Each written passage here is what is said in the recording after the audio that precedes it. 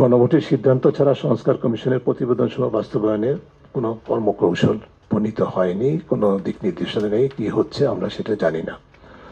শুরু থেকে কোনো পর্যায়ে সংস্কার প্রতিরোধক মহলকে চিহ্নিত করে প্রতিহত করার মতো গুরুত্ব অনুধাবন করা হয়নি। আমরা যেটা বলতে চেয়েছি সরকারকে বিভিন্নভাবে, যে আমরা পুরো জাতি সংস্কার চাই, কিন্তু সংস্কার চায় না এরকম বিশেষ মহল আছে, এরকম শক্তি আছে।